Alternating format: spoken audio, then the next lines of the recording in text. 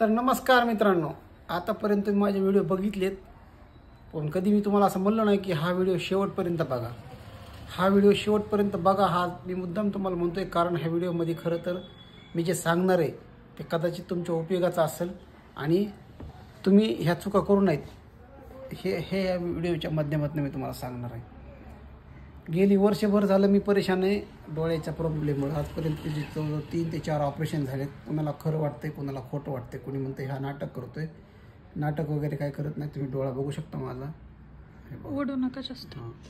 लाल झालेला डोळा, म्हणजे ह्याचं ऑपरेशन झालंय. ह्याचे 3 ऑपरेशन झाले आतापर्यंत आणि इकडल्या डोळ्याचं याचं एक झालेलं आहे.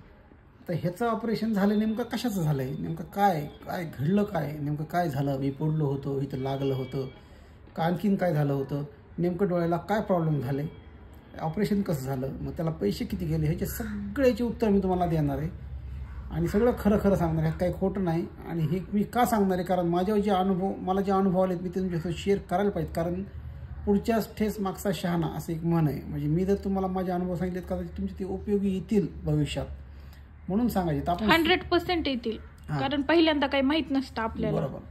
तर सगळ्यात पहिले आता सांगतो मी की माझ्या डोळ्याचे खरंच ऑपरेशन झाले आहेत. हे काही खोटं नाही किंवा काही लपवाछपवी काही नाही. दुसरा सगळ्यात महत्त्वाचा मुद्दा की नेमकं ऑपरेशन कशाचं झालं आहे, का झालं आहे. हा तर मुद्दा नंबर 1 आता घेऊ आपण की ऑपरेशन नेमकं कशाचं झालं आहे.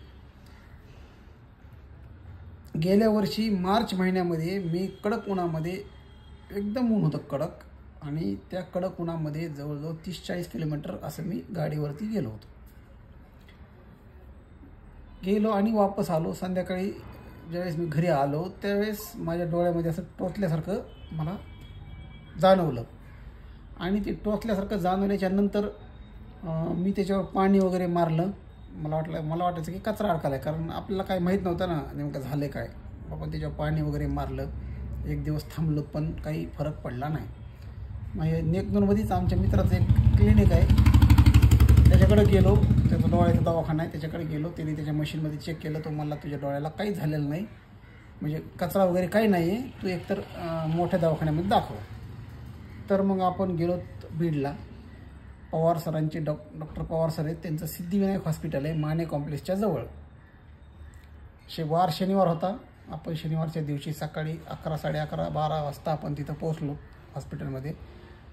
पवार सर हे माझे फॅन आहेत पहिल्यापासून, म्हणजे माझे ते व्हिडिओ बघतात आणि त्यांनी मला अगोदरच ओळखलं होतं, म्हणून मी त्यांच्याकडे गेलो होतो. तिथं गेल्याच्यानंतर मग त्यांना मी सांगितलं की सर असं असं झालं आहे आणि मला थोडं प्रॉब्लेम वाटतो आहे डोळ्यामध्ये. मग सर म्हणले की आपण चेक करूया. मग सरांनी माझं ते सगळे चेक वगैरे केलं. डोळ्याचा सिटी स्कॅन काय असं ते केला. बऱ्याच गोष्टी चेकअप झाल्याच्यानंतर सर म्हणले की तुमचा डोळ्याचा पडदा फाटलेला आहे, म्हणजे त्याला रेटिना डिटॅच असं त्यांच्या भाषेमध्ये म्हणतात.